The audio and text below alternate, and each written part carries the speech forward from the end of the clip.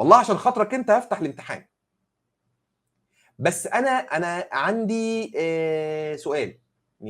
نيمار هو في تعليق، انا مش عارف ده تعليق حضرتك ولا لا. ليه؟ مش فاكر كان تعليق نيمار ولا ميسي، انا كل لعيبه الكوره بتتفرج عليا. في حد علق على فيديو بيقول لي يعني ان انا في اول الفيديوهات بدخل امور ليس لها علاقه باللغه، بدخلها في شرح اللغه الالمانيه. ويمكن بعض حضراتكم اللي بيتفرجوا ليهم نفس الراي من الفيديوهات بتاعت القواعد، ويعني مش حابين ده، بس ما فتحونيش في الموضوع. شباب انا عايز اوضح، عايز استغل الفرصه، معلش استحملوني، انا عايز اوضح النقطه دي. ليه انا فعلا بدخل حاجات ملهاش علاقه باللغه في اللغه؟ ليه؟ لان مش انا بس اللي بعمل كده، انا رياكسيون. Ich bin einfach eine Reaktion، انا رد فعل. مين الفعل؟ هم الالمان. بمعنى تعالى اوريك حاجه. بصوا يا جماعه، ده للاسف كان خطاب ترحيل جه في حق احد الاطباء الفلسطينيين. بيقولوا فيه ايه؟ Sie geben mit einigen Äußerungen einer israelkritischer und den Nahostkonflikt betreffend einseitiger pro-palästinensischer Haltung wieder. انت اظهرت موقف منتقد لاسرائيل ومؤيد وفيما يخص الصراع في الشرق الاوسط، وهو موقف احادي مؤيد لفلسطين. واحد فلسطيني، خلوناش بقى ايه نزعق ونغضب ونتضايق. واحد فلسطيني بيقولوا انت بتنتقد اسرائيل. Sie vertraten die Ansicht، انت مثلت وجهه النظر او كنت يعني بتمثل وجهه النظر او وجهه نظرك كانت dass es von Seiten Israels immer wieder zu Eskalationen in den palästinensischen Gebieten komme. انت وجهه نظرك ان التصعيد في المناطق الفلسطينيه بياتي من جانب اسرائيل. طب ما اي حد شايف ده، ما اي حد شايف ده. Viele Angriffe von Palästinensern bzw. israelischen Arabern auf israelische Einrichtungen und Bürger seien, die غلطه منهم في الخطاب، seien hingegen lediglich Reaktionen auf Aktionen die von Seiten Israels stattgefunden haben. وان الهجومات اللي بتحصل على من قبل الفلسطينيين او من قبل هم مسمينهم عرب اسرائيل، لا، من قبل الفلسطينيين اللي في المناطق المحتله على المنشآت الاسرائيليه وعلى المواطنين الاسرائيليين بتكون هي رد فعل على فعل وقع من طرف او بسبب احداث حصلت من طرف اسرائيل. فهو بيقولوا له انت شايف ان ده هو ده الواقع، فتخيل ان ده النهارده سبب لترحيلك. دي واحده، دي حاجه واحده. طيب تمام، اوريكم حاجه ثانيه. والله انا افتكرت اتضايقت، انا مش عارف بقى انت يا نيمار اللي كنت عامل لي الكومنتار ده، انا مش عارف انت اللي كنت عامل الكومنتار ده ولا مين بالظبط. كاتب الكومنتار بيقول لي العلمانيه مش كده، والعلمانيه هي فصل الدين عن الدوله وكلام غريب يعني. ده يا جماعه ده كتاب فوكوس دويتش، وده كابيتل 5. تقدر تقول لي ده ايه؟ تقدر تقول لي درس بيتكلم عن التنوع، الديفرزيتيت. انت ليه دلوقتي جايب لي السيس بيجوز راجل لراجل؟ ده مش تدخل في الدين يا راجل، ده انا مسلم واتضايقت له، والله العظيم اتضايقت له. انت بتفرض على المسيحي ان هو يقبل؟ ده بغض النظر طبعا ان انت اصلا بتروج لحاجه مختلفه عن ديني، الا انك انت جايب في الخلفيه السيس.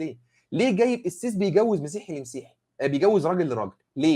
ليه انت على افتراض ان دول رجاله يعني، ليه؟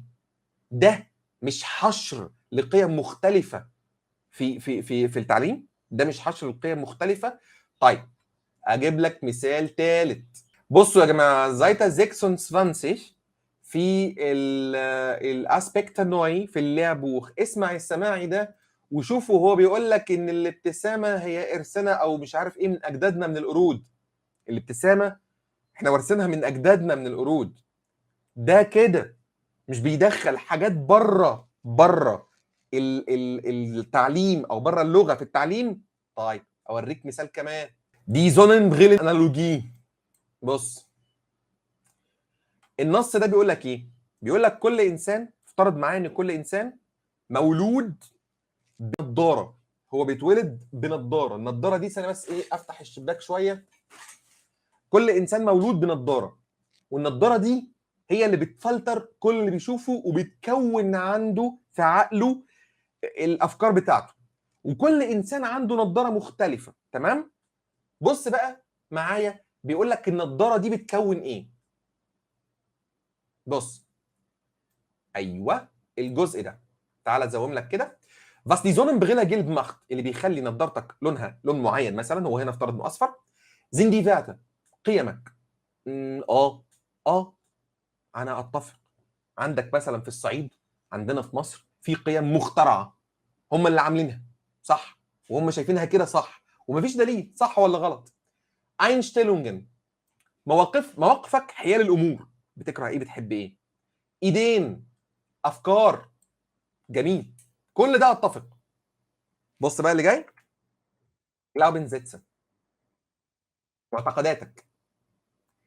انت مال الست الوالده، انت بتدخل معتقداتي ليه على افتراض ان هي مجرد نظاره. ده انا عايز اقول لك في اخر النص هيقول لك لما تروح بلد تانية اقلع نظارتك، لما تروح بلد تانية اقلع نظارتك والبس نظارتهم. يعني سيبك من الجلاوبنزيتسا بتاعتك، معتقداتك تركنها على جنب. يبقى مين اللي بيدخل حاجات بره اللغه في اللغه؟ مين بس معلش، ما اصل انا متضايق جدا اقسم بالله. يعني انا معلش، انا اسف لو بضيع وقتكم، بس انا متضايق جدا، وهقطع الجزء ده من الفيديو وهنزله على القناه بشكل مستقل. عشان انا بقول الكلام ده كتير للناس، لا ننزله بشكل مستقل. عايز اوري حضراتكم الاتي. بصوا يا جماعه، بصوا يا جماعه، ده هنا اهو مجموعه من الاشخاص، درس بيتكلم على الكلايدون والزوما والكلام ده كله.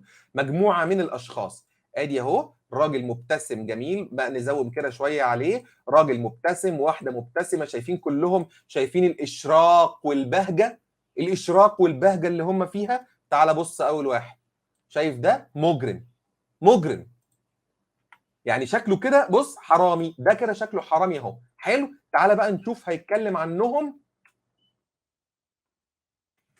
تعال نشوف، اتفضل اتفضل. اسمه ايه المجرم؟ اسمه ايه؟ اسمه عمر، اسمه عمر. هم كلهم اساميهم ايه؟ هم اسمهم، تعال بص اوريك الاسماء. يوغان، ادي عندك يوغان، عندك باولا، عندك دوريا، عندك شانتال. لكن الوحيد اللي شكله مجرم وحرامي وحاطينه بالمقارنه بجنب باقي ناس مبتهجه وشكلهم شيك، اسمه عمر. وعمر، هو لو عمر عايش كانوا قدروا يعملوا كده. يلا خليني ساكت اهو. بصوا الصوره تانية يا جماعه عشان اللي مش مصدق. ادي الصوره هي يا جماعه، ادي الصوره. شفت بقى؟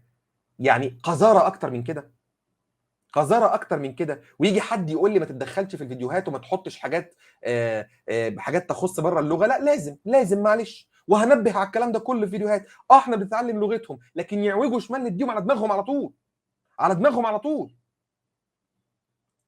بس انا اسف يعني اني اضطريت ان احنا نخرج عن الموضوع، بس فعلا انا الموضوع مضايقني، يعني مضايقني بجد بشكل شخصي، ده مضايقني بشكل شخصي. والله يعني بصراحه حاجه تضايق. ماشي نيمار، انا كنت رايح اشوف لك الامتحان علشان عايزين مع بعض نشوف كده سريعا الموضوع.